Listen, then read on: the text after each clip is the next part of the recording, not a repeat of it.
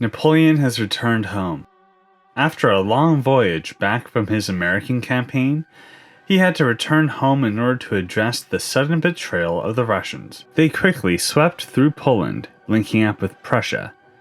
The Prusso-Russian forces occupied Silesia, connecting it with Bavaria. The anti-Napoleonic coalition would surround Hungary. Even the Ottoman Empire would join the coalition, seeking to regain Bosnia. The Bavarians, Russians, and Prussians would march slowly into the Confederation of the Rhine, liberating more and more Germans from Napoleon's hegemony.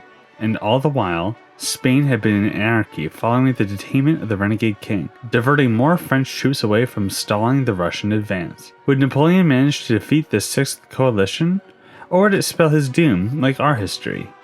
Has the American theater truly been abandoned? Or will Napoleon's influence cause yet another conflict, diverting more resources from the anti-Napoleonic forces? All of these questions and more will be answered in the final episode of Project Bourbon, an alternate Napoleonic timeline. This is it, the final episode. I hope you've all been enjoying it so far. If you haven't, I strongly recommend watching this series from the beginning, as many things will not make sense unless you understand how we got here. The link to the playlist is just here in the top right. Now, before we explore the outcome of this Sixth Coalition, let us observe the state of Napoleon's empire in America. The foes that the coalition thought that they had defeated were now hunkering down for a long guerrilla conflict. The Portuguese and Americans both understood that with the invasion of France by Russia, there would be no way for Britain to advance further into their territory, and their alliance with New Spain was merely one of convenience. Britain would be seeking to leave the American conflict, seeing no point in allowing their rival of New Spain to grow while their navy was needed in Europe. Likewise, New Spain would not see much point to continue hostilities with Portugal. Unlike the Bourbon exile government before them, the Kingdom of New Spain had no ambitions to reclaim their European thrones, instead seeking to consolidate their hegemony in America. Thus, Britain would peace out with the USA, with New England becoming a neutral republic, Canada becoming independent and recognized by the British and Americans, and the British support for Tecumseh's Confederacy immediately ceasing. This left the USA at war with the Kingdom of New Spain. However, there was not much of a war to be fought. The New Spanish had consolidated their fortifications along the Mississippi River, and had no motivation to abandon their position for an invasion that would most certainly fail. So, instead, this conflict would slowly stagnate until the Americans would eventually return the lands that the New Spanish had conceded them following the Republican Revolution. And despite it all, Tecumseh's Confederacy would persist. New Spain, America, and Canada had all claimed their lands for themselves, so due to the greed of the colonists, the Native Americans of North America would gain their own state, just to prevent their rivals from growing more powerful. A bittersweet conclusion to their struggle for independence. This leaves us only with Brazil's fate to determine. The British blockade that they had wished to impose on the Portuguese is lacking, and instead have only managed to raid supply chains to and from Portugal. The exact ramifications of this disruption of the Brazilian economy, in determining exactly how Brazil would fare, would be dependent on how Napoleon could manage the War of the Sixth Coalition. After being updated on the situation in Europe, Napoleon had to make a major decision. Does he focus his armies to pacify Spain, or does he attempt to halt the Russian advance through Germany before more nobles attempt to proclaim their independence? Napoleon ultimately decides to put down the Spanish insurrections. His presence in the peninsula alone is enough to quell the unrest in the region. This allows for Napoleon to easily consolidate the region for his future grandson, who would have become King of Spain anyway. The quick quelling of the Spanish insurrection had allowed Napoleon to gain more soldiers before advancing up towards the main bulk of the coalition's armies, as they continued their advance towards Paris. Despite the advances of the coalition soon reaching the Rhine, Napoleon still refused to engage the main force. He would instead defeat more of his foes in detail, calling the North Italian advance. The remaining resistance cells of Ferdinand loyalists were quelled in Naples and Sicily, and Napoleon demanded the annexation of the Pope, uniting the peninsula under the Kingdom of Italy, adding yet more forces and furthering Napoleon's ambition to unite Europe. As the coalition forces breached the Rhine River, they approached the heartland of France herself. The calculated consolidation of Napoleon's Mediterranean crowns had afforded him the soldiers and resources that he needed to finally engage the coalition's forces. In a twist of fate that mirrors Napoleon's invasion of Russia in this timeline, the invading coalition forces became overextended. Their strategy had relied on Napoleon not returning to Europe, claiming the seat of his empire, which should have led to the empire's collapse. The attrition that they had faced marching towards Paris had now caught up to them, as the united forces of Spain, Portugal, Italy, and France had all engaged the Germans, Russians, Turks, and British. The Battle of the Nations would take place in Aachen, the city that Charlemagne, the grandfather of Europe, had groomed to be the center of his empire, would now be the battleground that would determine whether Europe would be united under French dominion or shattered among squabbling states. The Battle of Aachen would be a Napoleonic victory. The French had managed to secure the Rhine, preventing a majority of the coalition forces' ability to retreat, and once again gave Napoleon the edge in the conflict that he needed. He began marching back into the Confederation of the Rhine, cementing his position there once again. With the news of the Battle of Aachen being a French victory, the powers that had remained neutral had taken action. Sweden, under Bernadotte, had instead of joining the Sixth Coalition, waited to see how the situation had developed.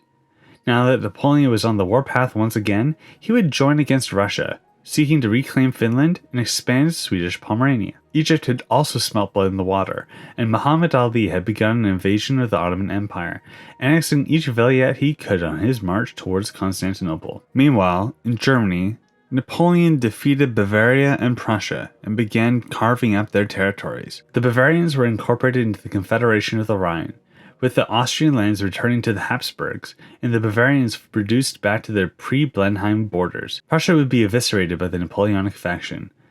Pomerania in its entirety would be granted to Sweden, the entirety of Prussia would be promised to the Duchy of Warsaw, the remaining lands of Brandenburg were subsumed into the Confederation of the Rhine. With the introduction of the Egyptians into the conflict against the Ottomans, Napoleon would decide to march southwards, liberating his ally of Hungary.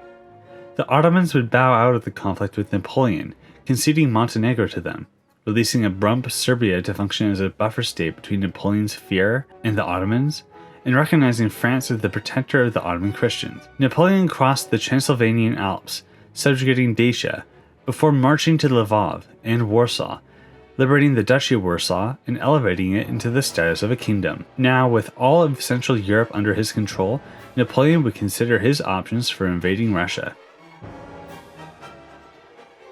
With the addition of Sweden into his alliance, and the southern Balkan flank secured, there were now only two major adversaries to defeat. Russia, of course, and Britain. Both were extreme pains in Napoleon's side, and were equally dangerous to his hegemony. Britain has been a consistent antagonist against Napoleon's empire. At every turn, they have worked against him.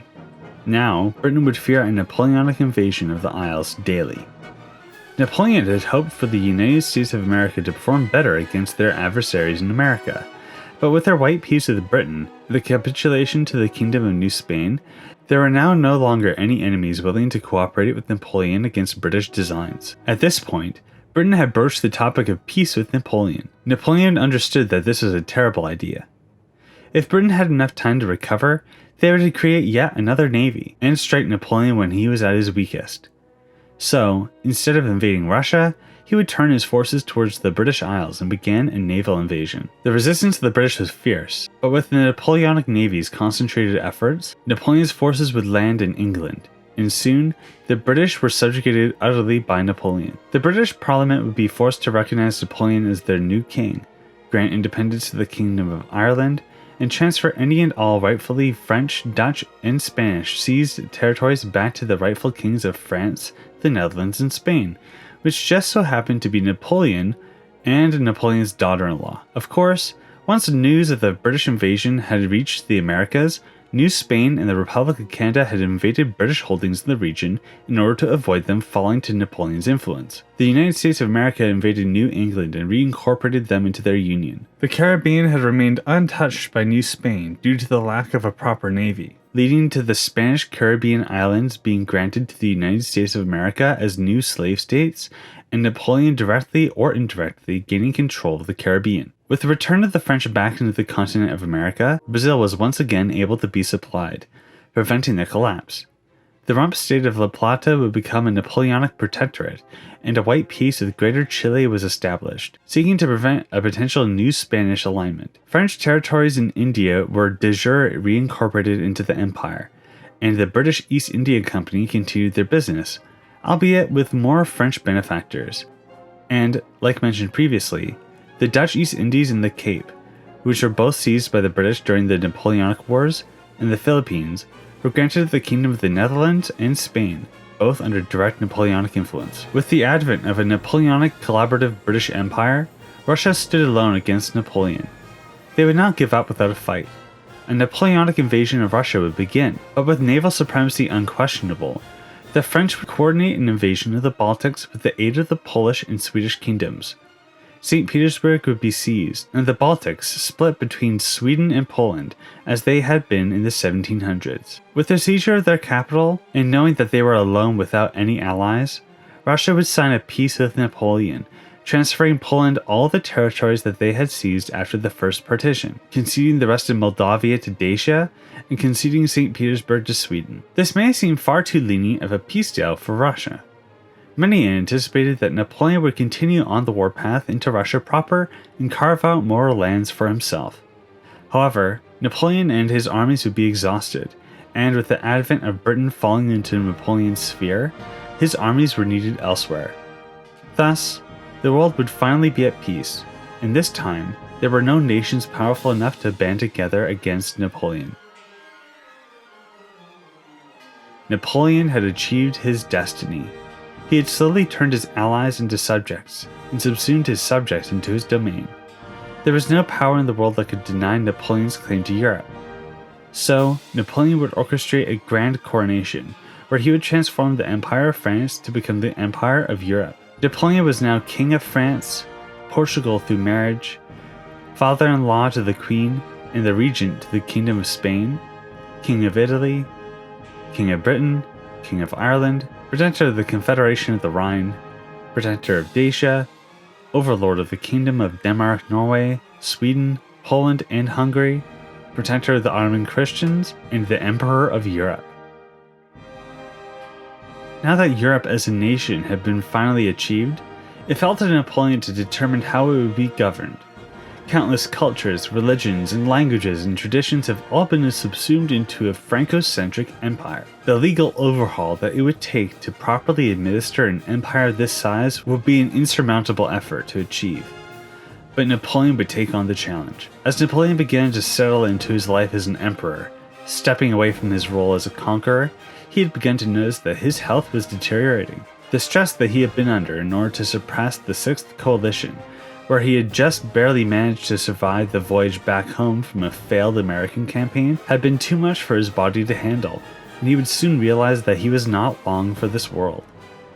Succession fell to his son, Napoleon II, who at the time would have only been 5 years old. The fate of Napoleon's legacy in the United Europe would now be determined by Napoleon's ability to fight death itself. Will this empire of Europe last beyond Napoleon?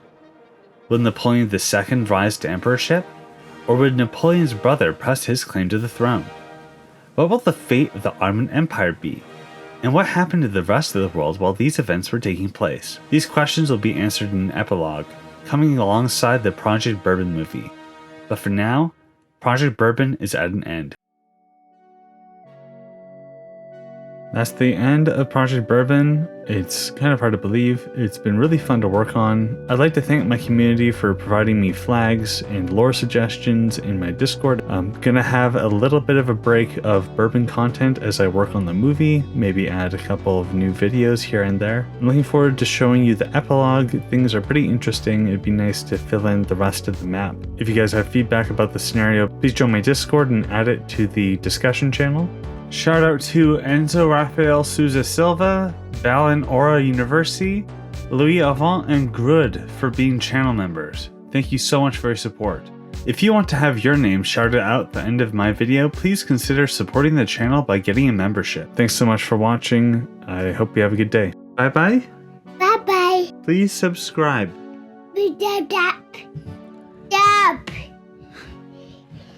Have a good day. Bye bye. Bye.